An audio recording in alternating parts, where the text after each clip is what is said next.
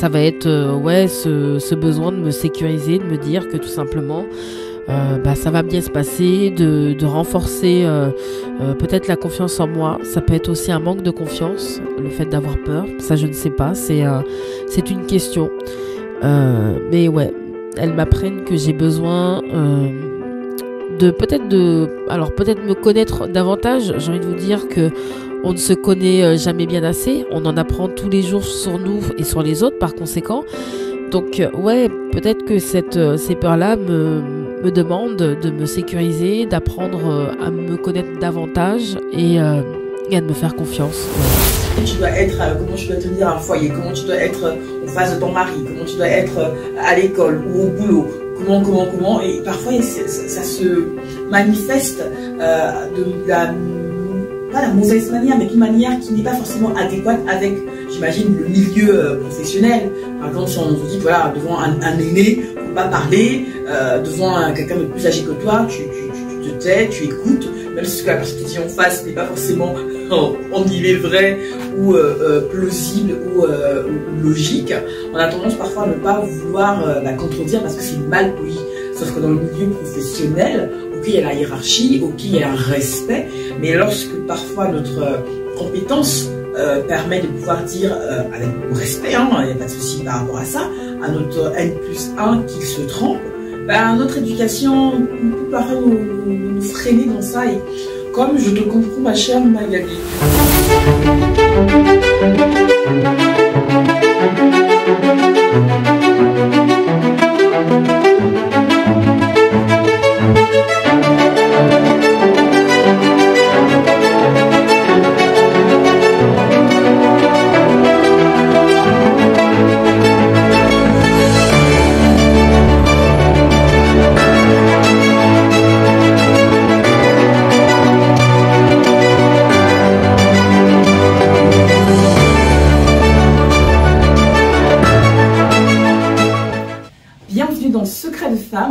L'émission, mesdames, qui vous pousse à vous poser les bonnes questions sur des thématiques que Perle et moi, nous vous invitons à vous pencher.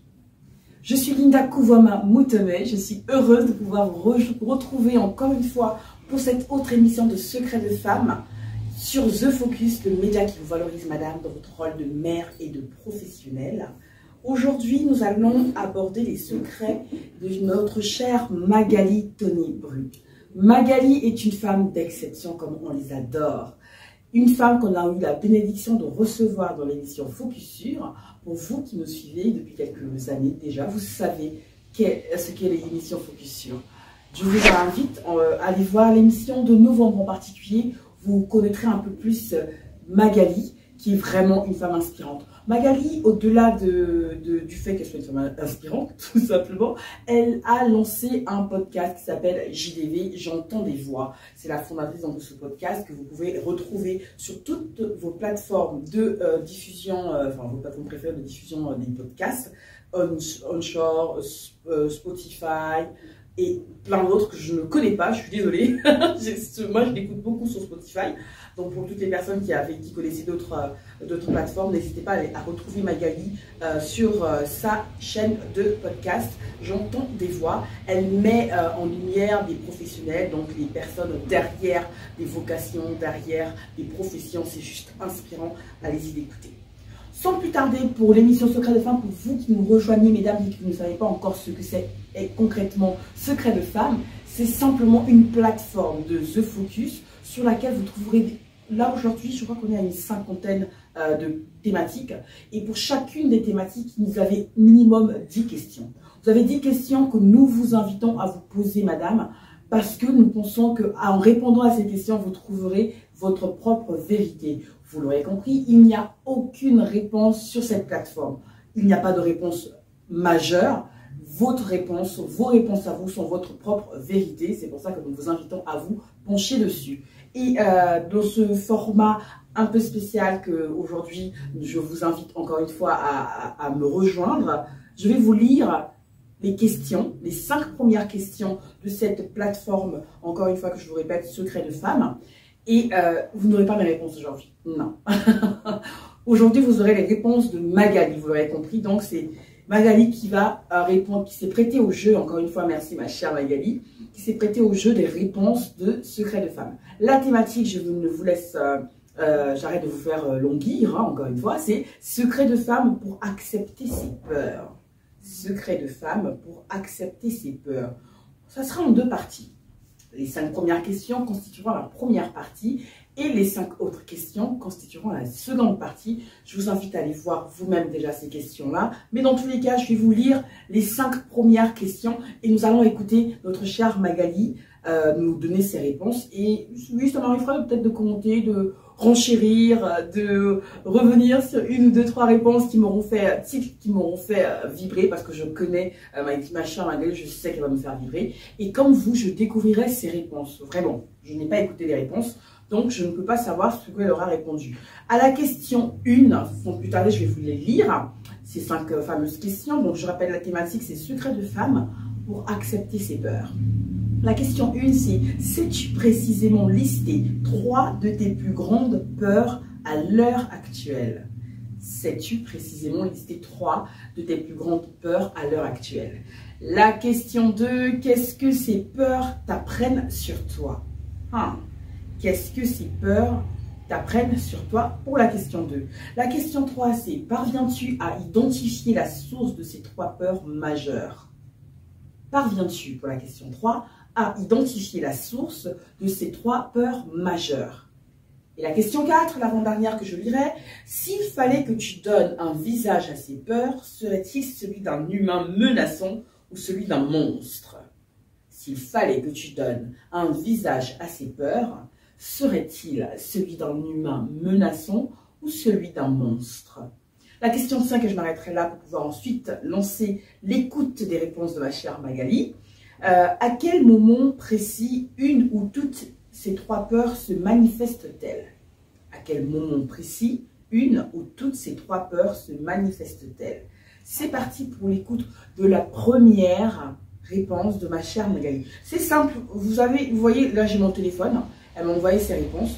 On va tout de suite les écouter. C'est parti pour la première question, donc je rappelle, sais-tu précisément lister 3 de tes plus grandes peurs à l'heure actuelle? Voici ce qu'on dit Magali.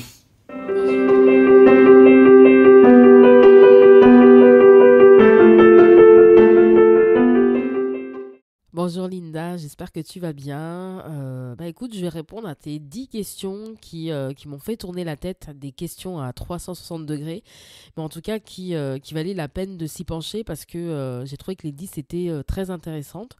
Donc je te fais part de mes réponses qui seront vraiment de manière très spontanée puisque je n'ai pas préparé, j'ai vraiment lu dans un premier temps les questions, mais je me suis dit que c'était plus intéressant d'y répondre là spontanément.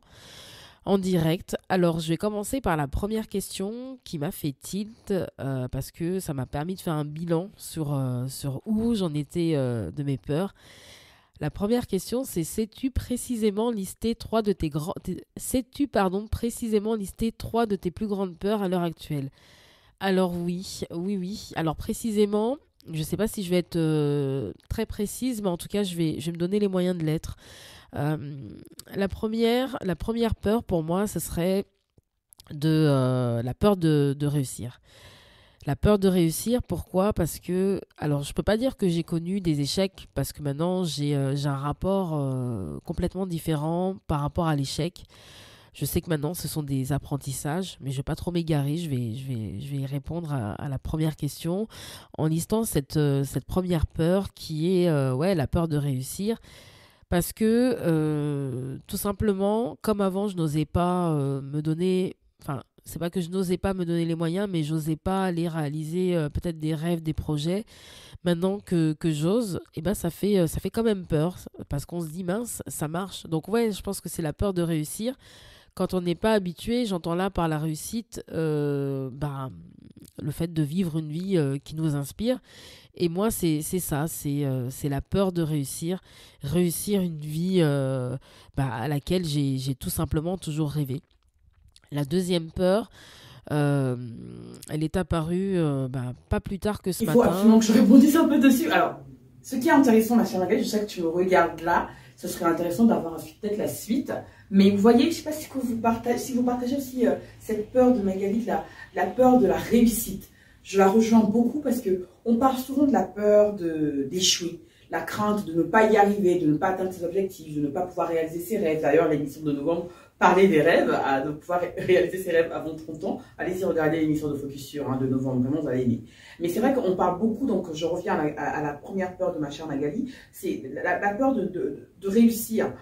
C'est très intéressant et je crois que je la partage aussi un tout petit peu parce qu'on se compare toujours, nous les femmes, de manière générale, à si ça ne marche pas, voilà ce que je ferai, si ça fonctionne pas à telle période, voilà comment je vais rebondir. Voilà. On se prépare généralement toujours au pire, mais très peu d'entre nous, peut-être, j'en sais rien, peut-être qu'on est nombreux, j'en sais rien, si vous en faites partie en tout cas, à se préparer à la réussite. Parce que c'est vrai, la réussite comporte des risques. Je suis désolée, madame. Imaginez qu'aujourd'hui, tout ce dont vous avez toujours rêvé, que vous avez travaillé pour ça depuis plusieurs années, tout vous tombe dessus, entre guillemets, plutôt que prévu. Parce que vous imaginez un peu faire un plan sur 2 ans, sur 3 ans, sur 4 ans, que sais-je. Et puis finalement, au bout de 6 mois, voire 1 an, boum, le projet, vous savez, ce gros projet, ce gros contrat que vous attendiez, ou ce gros projet extraordinaire qui va juste réussir comme vous le souhaitez, voire même au-delà de ce que vous souhaitez, se réalise. Qu'est-ce que vous allez faire? Comment vous réagirez à ça? Et c'est vrai que se préparer à ça, c'est pas anodin. Et je rejoins ma chère Magali, effectivement, quand elle parle de pouvoir se préparer à la réussite. On y va pour l'écoute de la réponse de ma chère Magali.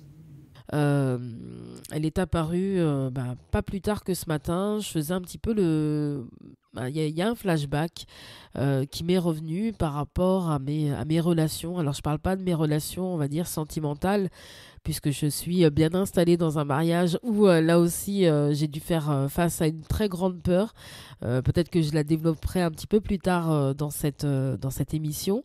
Mais la plus grande peur que j'ai eue ce matin, c'était perdre des proches. Alors j'entends pas là par le décès de proches, mais plutôt de se dire que quand on change, quand on shift, quand il y a des choses qui bougent pour nous, et voilà, comme beaucoup de personnes, on est un petit peu, enfin, il y a des personnes qu'on laisse, enfin, c'est pas qu'on les laisse, alors j'essaye de trouver la bonne formule pour éviter d'être présomptueuse ou être, enfin, comment dire, maladroite. En fait, ouais, c'est plutôt la peur de ne plus être en contact avec certaines personnes. Pourquoi? Alors, ça c'est comme ça, je peux pas l'expliquer. Je ne dis pas que j'ai pas envie d'être en contact avec certaines personnes, mais je me dis que ça peut arriver. Et ça peut être une de mes plus grandes peurs, parce que tout simplement, c'est quand on est séparé d'une personne, que ce soit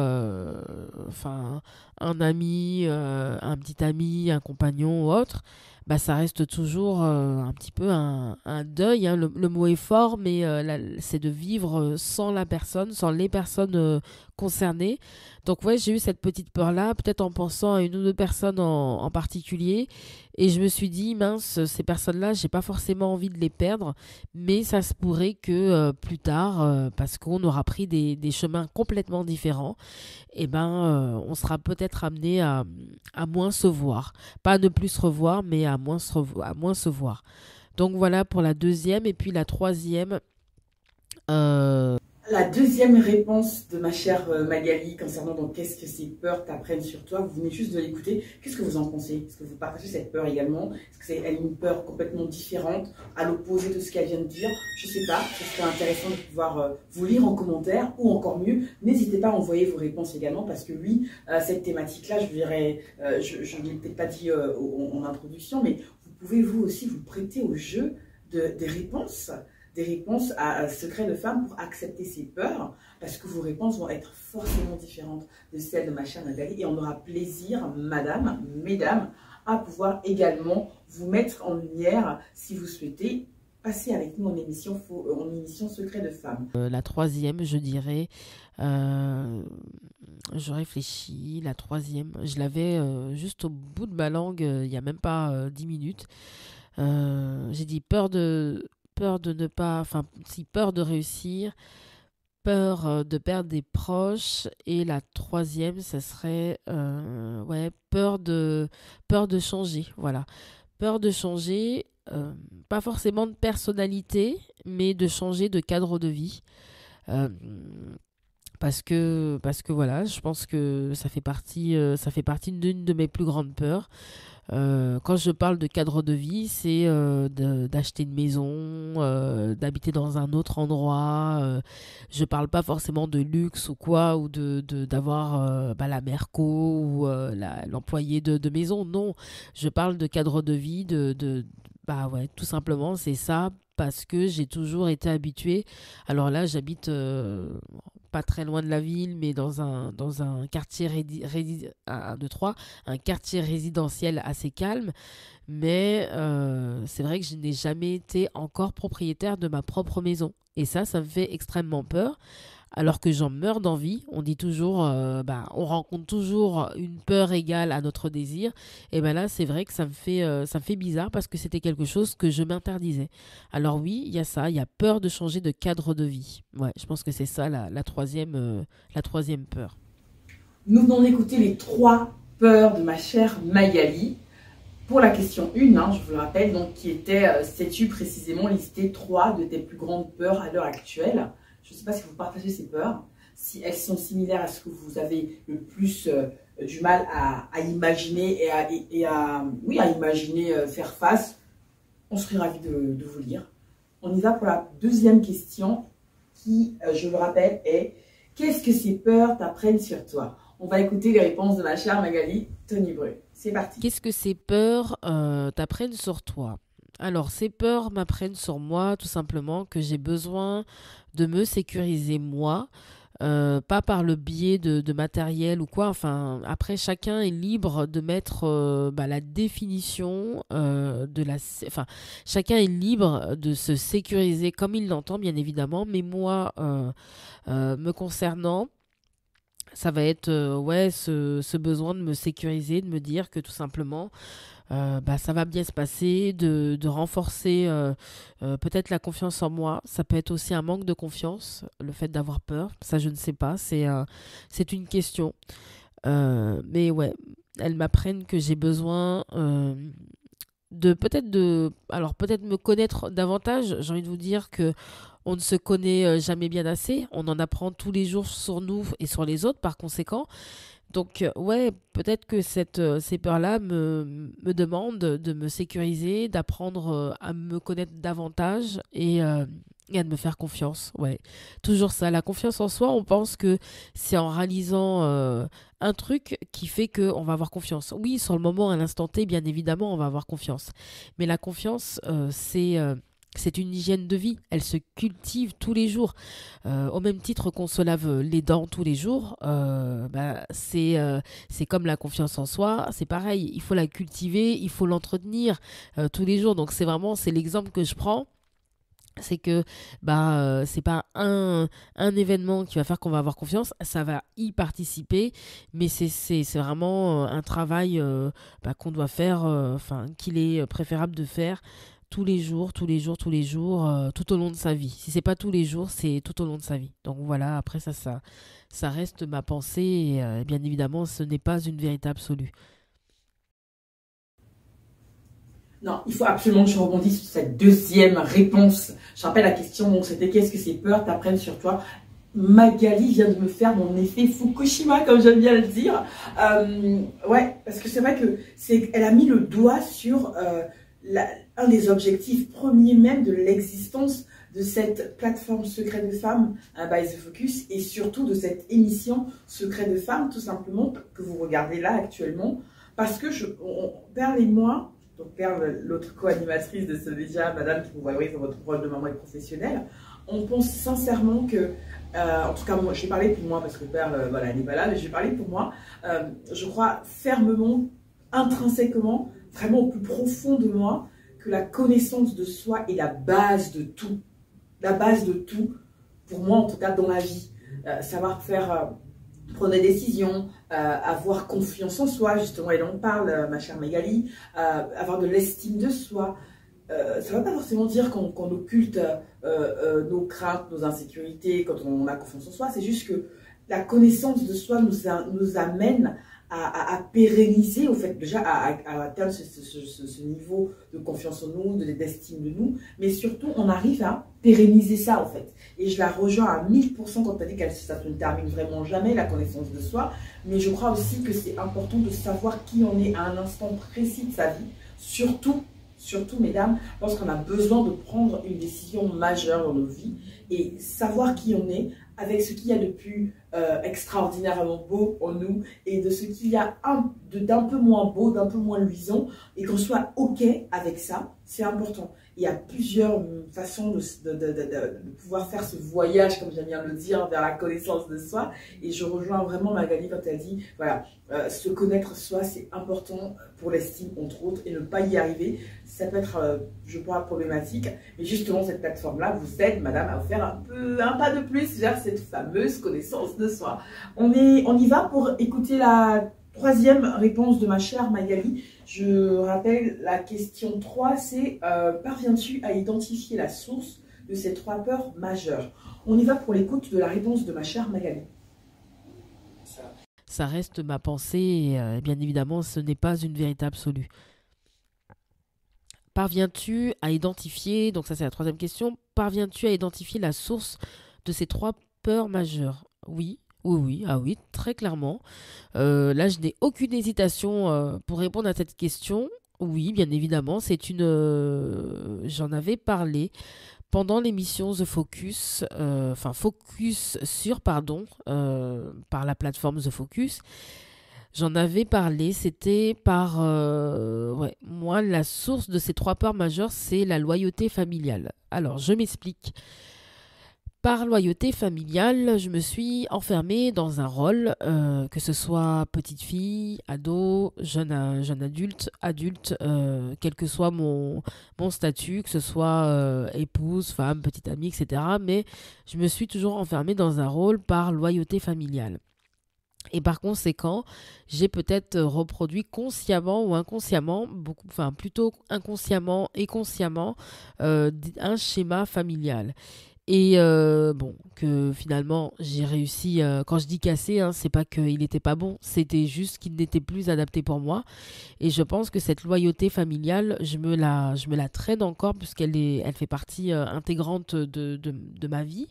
Je me la traîne encore et par loyauté familiale, je pense que ressurgissent des peurs qui sont en lien avec ce qu'on m'a inculqué petite, avec ce qu'il était possible de faire ou de ne pas faire. Donc ouais, je pense que c'est cette loyauté familiale qui est la source de ces grandes peurs. La famille, encore une fois, je suis pas en train de taper, de me dire non, j'ai une enfance, comme ça, comme ci, comme ça. Non, je ne juge pas cette enfance-là, bien évidemment, je la chéris, je la bénis et gratitude pour cela. Je dis juste que il y a des peurs qui ressurgissent parce que petite, il y a encore des mots qui résonnent, qui n'étaient pas malveillants bien évidemment, mais qui résonnent et qui font que oui, effectivement, ça fait ressurgir des peurs et voilà. Donc ça serait pour moi cette loyauté familiale qui serait la source. Je sais pas si ça vous fait pareil, mais vous voyez, les espèces pas de trauma, mais le poids parfois de la famille. En plus, si vous êtes aussi africaine comme moi, je crois que vous comprenez de quoi je parle, même si j'imagine que dans toute autre culture, même les non-africains, ont aussi ce poids de la famille, être la bonne femme, la bonne mère, l'épouse idéale, parce que c'est le nom du papa ou c'est l'éducation des parents que tu remettras en cause si tu te comportes en guillemets mal. Et c'est vrai que lorsqu'on grandit avec un schéma parfois calqué en plus de l'époque de nos parents, comment tu dois tenir un foyer, comment tu dois être en face de ton mari, comment tu dois être à l'école ou au boulot, comment, et parfois ça se manifeste pas la mauvaise manière, mais d'une manière qui n'est pas forcément adéquate avec j'imagine, le milieu professionnel. Par exemple, si on te dit que voilà, devant un aîné, il ne faut pas parler, devant quelqu'un de plus âgé que toi, tu te tais, tu écoutes, même si ce que la personne te dit en face n'est pas forcément en guillemets vrai ou plausible ou logique, on a tendance parfois à ne pas vouloir contredire parce que c'est mal poli. Sauf que dans le milieu professionnel, ok, il y a la hiérarchie, ok, il y a un respect, mais lorsque parfois notre compétence permet de pouvoir dire avec respect, hein, il n'y a pas de souci par rapport à ça, à notre N+1 qu'il se trompe, notre éducation peut parfois nous freiner dans ça. Et comme je te comprends, ma chère Magali, et je sais que tu en as parlé plus en détail, encore une fois, dans l'émission Focus sur de Novembre. Allez-y l'écouter, allez-y regarder l'émission, vous allez comprendre, vous allez aimer aussi Magali, et même les deux autres femmes que nous avons eu en invité. Vraiment, n'hésitez pas à aller l'écouter, à aller regarder cette émission, vous allez en apprendre encore bien plus, j'espère. Et puis surtout, vous passerez un agréable moment, comme j'espère, c'est le cas en ma compagnie actuellement. Mais c'est surtout pour écouter notre chère Magali. On va écouter, si je ne me trompe pas, la réponse à la question 4 que je vous rappelle ici. C'est s'il fallait que tu donnes un visage à ses peurs, serait-il celui d'un humain menaçant ou celui d'un monstre? C'est parti pour l'écoute de la question 4, la réponse 4, pardon, de ma chère Magali. Retrouvez les invités de Magali Brou pour des interviews autour de la thématique du travail, où ils vous font le récit de leur parcours professionnel, mais pas que. Obstacles, opportunités, réflexions et décisions personnelles, ils se livrent et expliquent comment ça s'est passé pour eux, comment ils ont fait de leur pourquoi un véritable moteur et comment ils ont provoqué leur chance pour vivre leur propre réussite. Rendez-vous chaque jeudi pour votre émission sonore installée sur la plateforme d'écoute de votre choix, Spotify, Anchor et SoundCloud.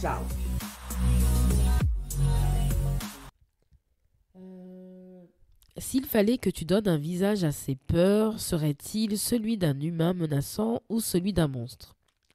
Alors, pas un monstre, ça va. En termes d'intensité, le monstre ne serait pas adapté pour illustrer ma peur, mais l'humain menaçant, oui, l'humain menaçant, parce que ouais, je pense que ça pourrait bien caractériser ses peurs. Ouais, un humain plutôt menaçant, comme quelqu'un en fait qui essaierait de m'alerter. Il est menaçant, mais ouais, alarmiste quelque part. Et ouais, je pense que ça serait plutôt ça. Je vais opter pour le visage d'un humain menaçant. Cinquième question. C'est fou, alors. Il y a juste un mot qu'elle a dit comme ça qui me fait boum, encore une fois, et si vous me connaissez, vous comprenez, vous savez comment je suis. Elle a dit alerter. Peur, pas un monstre, mais un visage d'un humain menaçant qui pourrait l'alerter. Et c'est ce que j'adore avec la thématique de la peur. À chaque fois que j'entends une phrase où on dit pas vaincre ses peurs ou faire avec ses peurs, je pense toujours à ma chère Ariel Lemoli. Si vous la connaissez, vous savez de quoi je vais parler. Et surtout, vous savez à quel point cette autre femme est également inspirante et exceptionnelle. Mais oui, mesdames, hein, nous, chez le Focus, on considère que les femmes sont exceptionnelles. Et Ariel Lemoli, elle a fait la première émission qui date d'il y a pratiquement 2 ans maintenant, était justement sur la peur, et elle nous invite, mesdames, à faire de la peur une alliée, et que la peur parfois était nécessaire dans certaines situations parce qu'elle nous alertait sur un éventuel danger, elle nous alertait sur la nécessité de faire attention à un point en particulier, à mettre en place, à anticiper peut-être sur une action, sur une situation qui pourrait se produire parce qu'on va mettre en place telle ou telle action. Donc la peur n'est pas forcément mauvaise, il faut qu'on s'asseye. Je vous rappellerai toujours de la phrase, en tout cas de la métaphore, si je ne me trompe pas, qu'elle avait prise, ma chère Ariel, c'est faites-la asseoir et interrogez-la. Demande-lui un peu qu'est-ce que tu veux m'apprendre, qu'est-ce que tu veux, ce sur quoi tu veux m'alerter, c'est quoi, dis-moi tout. Et c'est fou parce que du coup Magali a vraiment utilisé le même mot, alerter. Je trouve ça beau.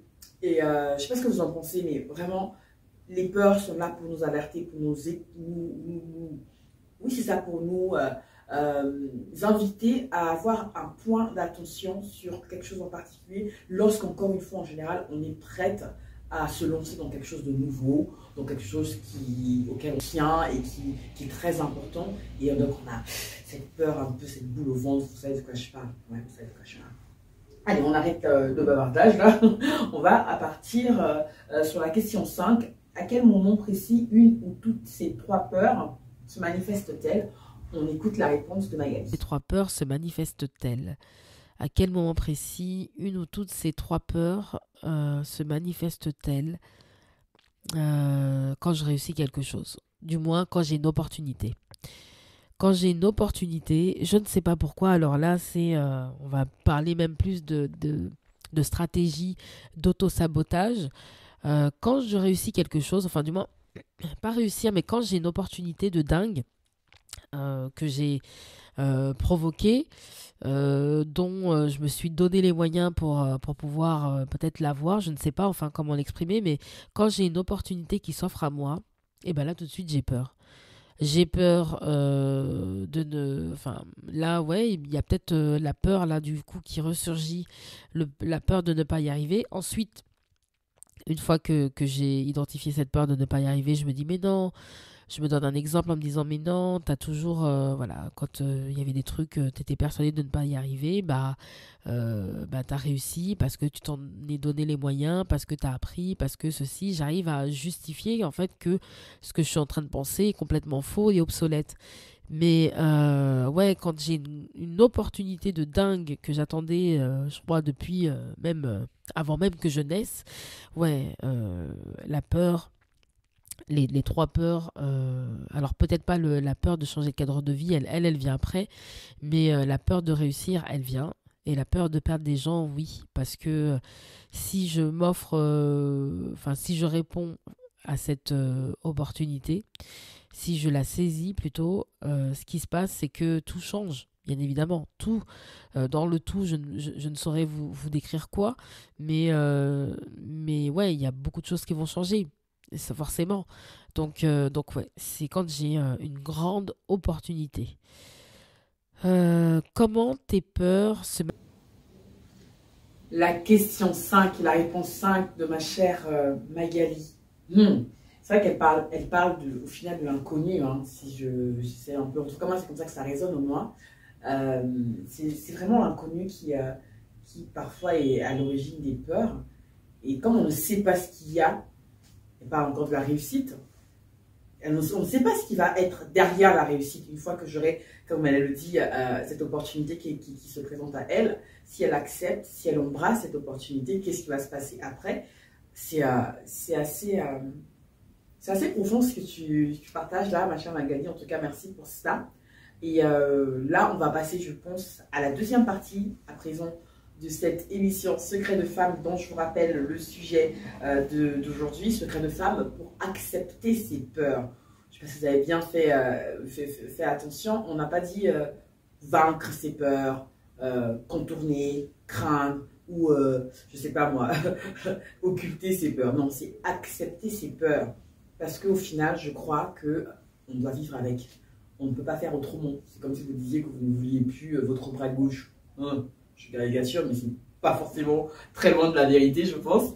Et je ne sais pas ce que vous avez pensé de cette première partie de Secret de femme et des réponses de ma chère Magali Bru. Je le rappelle, je le répète, mesdames, cette émission est faite pour vous. Nous avons trouvé un format différent de pouvoir malgré tout vous avoir avec moi en plateau, même si vous êtes à Katmandou, même si vous êtes au Congo, au Cameroun, en France, dans une autre ville de là où je suis.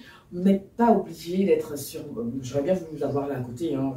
Je me rappelle, je ne sais pas si vous avez suivi l'été, il y avait un deuxième mug The Focus parce que j'avais reçu la bénédiction. En tout cas, j'avais eu la bénédiction d'avoir juste ici, là, Dominique. Coucou ma chère Dominique, si tu me regardes, qui était avec moi en émission. Mais vous voyez, on a réfléchi pendant 10 mois et on s'est dit comment, malgré tout, continuer à recueillir les réponses des femmes qui pourront peut-être enrichir votre propre vérité, mesdames, en écoutant leurs réponses. Peut-être que ça vous fera réagir, peut-être que ça vous confortera dans quelque chose que vous doutiez, peut-être que ça vous permettra de dire finalement non, c'est pas pour moi. Bref, Vous avez compris l'intérêt de pouvoir non seulement écouter cette émission, mais surtout partager aussi vos réponses. Ce sera avec grand plaisir que je pourrai les lire et les commenter lorsqu'elles me feront tilt, lorsque j'aurai besoin, en tout cas j'aurai vu la nécessité de pouvoir le faire.